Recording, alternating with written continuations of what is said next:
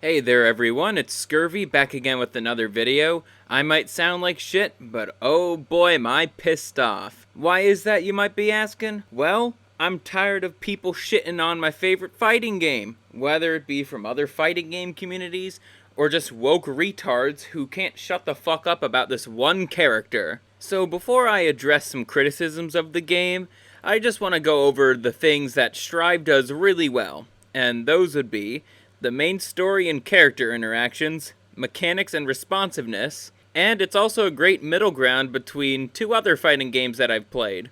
When watching the story of Strive, I noticed that it's a mix of shonen and seinen tropes that surprisingly mix well together. It's a surprisingly mature story, even though the characters admittedly look pretty goofy. The story's main theme is how each of the characters are striving to be better people. That's also including the villains. And speaking of villains, I just want to talk about Happy Chaos for a good moment. I think he's the perfect antagonist due to not just his powers and inability to die, but he also does a good job at questioning the main character's sole bad guy and his accomplice Nogoriyuki, whether or not the change that they seek is actually possible to achieve. With the main character, sole bad guy, he's just trying to get to a point of retirement, and a bunch of this magical bullshit just keeps popping up in his life. Chaos being no different in that regard.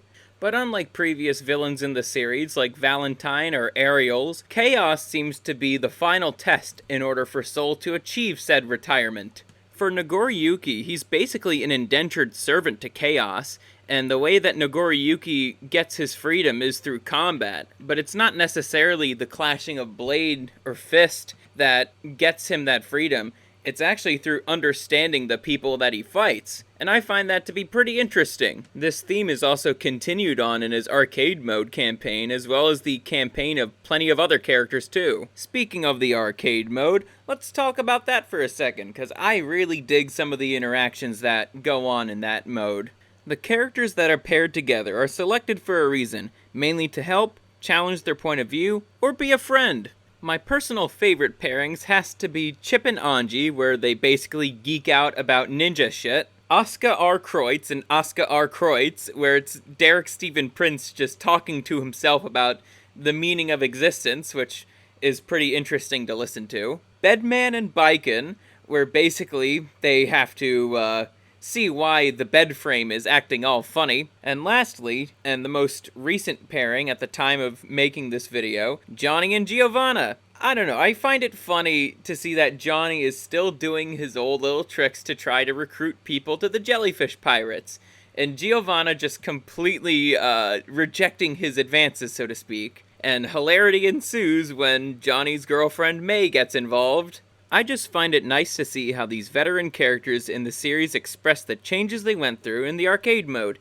even if things were hampered by the lockdowns. Most notably how everybody in the main cast and Season 1 basically just had a boss fight with Nogoriyuki when they could have had a more interesting boss fight. Going on to the mechanics of the game, Strive has all the basics of an anime fighter, and then some. All of them are pretty good to use, though I do have a hard time trying to fit in the Roman cancel with my combos. I don't know, it's just a lot of buttons I gotta press at the same time. My favorite mechanics in this game have gotta be the Wild Rush and the Deflect Shield that uses half of the burst gauge each. The reason why I like them so much? They're just so damn versatile. Whether you're trying to close the gap with somebody or they're about to do some annoying ass move, you could just pop either one of them and gain the advantage back. I really like how they're implemented here. When first learning this game, I thought the controls were actually fighting with me. I think that must have been my inner Smash player that was like, oh, this game is just too weird. But as I put in more time to it, I actually had this feeling occur a lot less, and now I don't even have that feeling one bit. Well, except for some moments when I've had too much to drink. I'm a lot better at doing the inputs now for the overdrives, especially Bedman's dragon install technique. Can the game introduce another new mechanic for Season 4? I certainly think so, and I think that mechanic would have to be insta-kills. It was a feature that was cut from Strive because the pro players complained about how random it was. But you want to know what my thoughts on the pros are? Fuck 'em. fuck 'em right in the ear. Though I do think what we have currently is enough to make the gameplay interesting from match to match. Even if it is a mirror match, you'll never quite know how your opponent is going to use the Wild Rush or Deflect Shield. With all this talk about mechanics, I would like to get on to my next point about Strive. I think it's a great middle ground fighting game. What do I mean by this, you might be asking? Well, first and foremost, it's not too mechanically complicated, but it's also not too simple either. I wouldn't say that Strive is a good beginner fighting game. If I were to throw a recommendation, I think that would be Dragon Ball FighterZ, as basically all the characters have the exact same input commands, it's just those commands do different things. Though to be honest, I'm kind of selling that game short. It definitely has its own appeal, and rightfully so, aside from the fact that it's a damn good Dragon Ball game. But I also find games like Street Fighter to be way too fucking difficult, as there's too many input commands that you need to memorize and all that. There's also an appeal to Street Fighter, and I'm not trying to knock on anyone's enjoyment of it, I'm just stating my personal opinion on Street Fighter. To tell you the truth, Strive is just the perfect middle ground fighting game for me. I don't have to spend too much time learning the mechanics, but it's also not exactly an easy game to learn, so I'm not sitting here just completely owning the AI opponents even. The game is also pretty hard to master. I mean, like, I've gone up against people who have mastered their characters and tossed my ass all the way back to Sunday. That's how bad of an ass whooping I got. I could barely do anything. You'll typically find these players in the backyard. That's like the casual matchmaking thing, because they don't want to lose their rating. Genuinely speaking here, I've learned a lot about how to play my character, Bedman, just by going to the backyard. But before we get to the next part of the video, I do want to ask y'all something. Does everything need to be so complicated in order for the game to be compelling? I think the answer is going to change from person to person, and I'm interested in hearing your responses to it, so leave a comment. So, I want to address some of the outsider criticisms of Strive, but I also want to go over some bad actors within the community as well. Starting off with the complaint of dead game. No, Strive is not a dead game by any stretch of the imagination. The most common source people like to use to say, oh, Strive is dead, is Steam charts. Do you want to know what Steam charts is primarily for? To track how many players are playing games on Steam. Strive is also available for PS4, PS5, and the Xbox Series X. For the Steam client of Strive, it shows 1.5k average players and 2.2k peak players. I don't really count that as a dead game. Understand that at the end of the day, Guilty Gear is a pretty niche fighting game series. Even though it's being promoted at events like EVO, that doesn't necessarily gonna translate into more players. But do you want to know the sign of a truly dead game? It takes way too long to get into a match.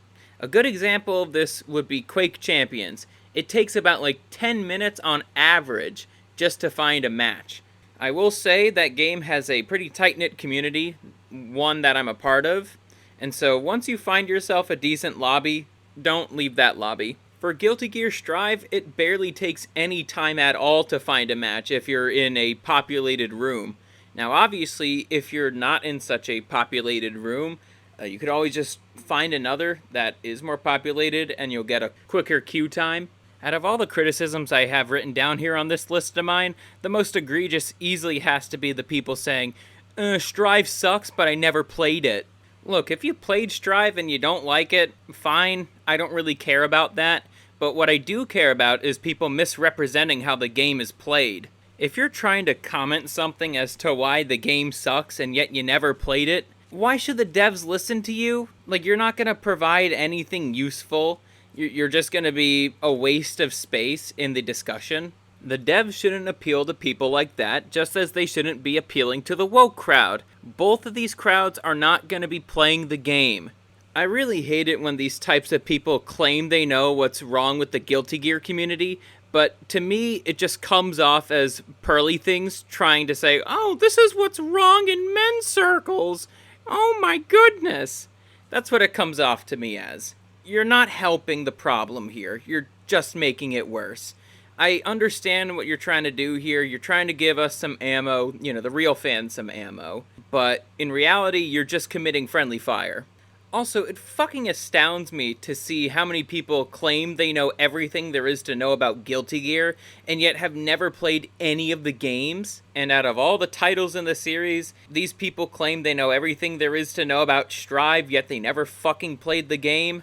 I see this attitude most commonly from Street Fighter players, and once again, I got no ill will against y'all. I don't know why y'all have such ill will against me.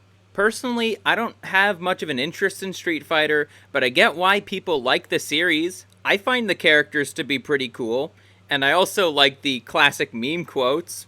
I also know y'all got your own community problems too, but you don't see me talking about them. So just a friendly tip of advice: stay out of my territory. Yes, this is gatekeeping on my end because there's not enough of it in the Guilty Gear community. Alright, let's move on to our next complaint we have down here, and that would be, the redesigns look like trash. I gotta heavily disagree on that.